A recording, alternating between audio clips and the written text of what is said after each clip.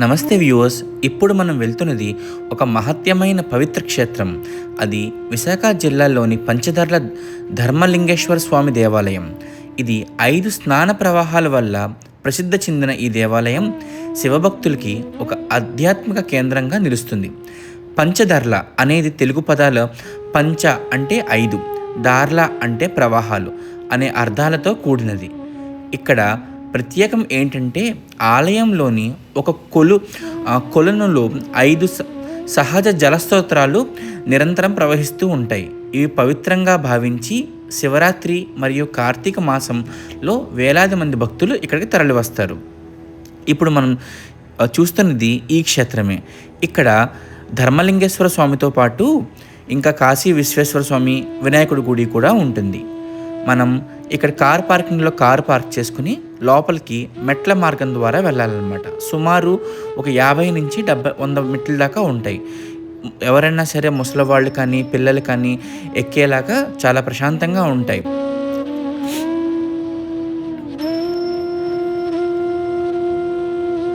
ఈ దేవాలయం 9వ శతాబ్దంలో తూర్పు చాణక్యుల కాలంలో నిర్మించబడింది. ఆలయ స్తంభాలు 1407, 1428 ఏళ్లలో ఖచ్చితమైన శాసనాలు కూడా ఉన్నాయి.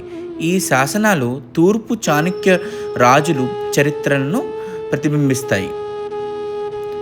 ఇప్పుడు మనం చూస్తున్నది వినాయకుడి గుడి. ఇది చాలా రీసెంట్గా ఒక 13 ఏళ్ల క్రితం నిర్మించారని అక్కడ పూజారి గారు నాతో చెప్పారు.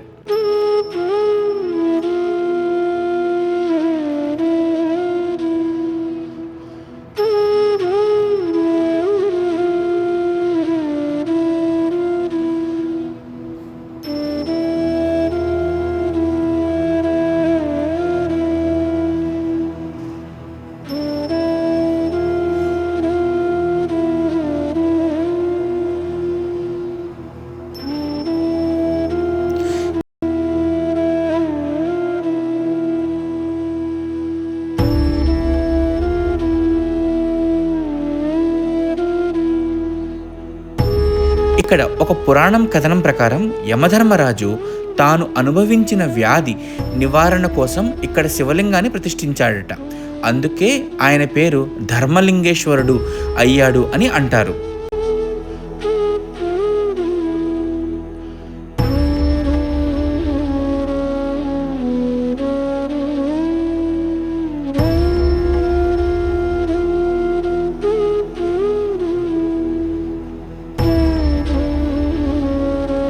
పంచధర్ల ఆలయం విశాఖపట్నం నుండి 30 కిలోమీటర్ల దూరంలో ఉంది.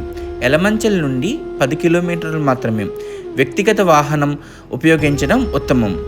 మార్గ మధ్యలో పచ్చటి పల్లెలు మధ్యలో వెళ్ళే ఈ ప్రయాణం కూడా ఓ దేవయానంలా అనిపిస్తుంది.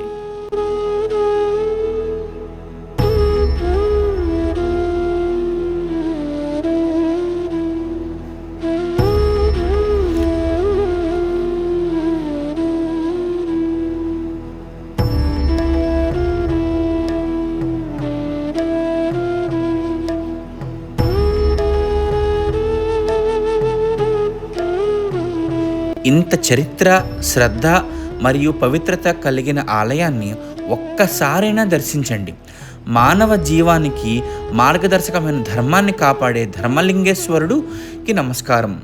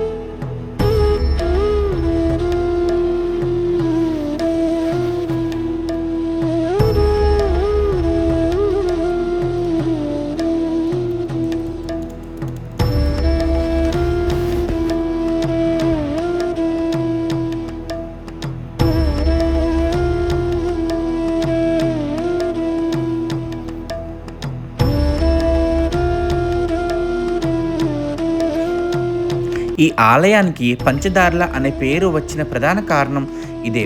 ఇక్కడ శివాలయం వద్ద ఒకే కొలున్న 5 సహజ జలవాహాలు నిరంతరం ప్రవహిస్తూ ఉంటాయి.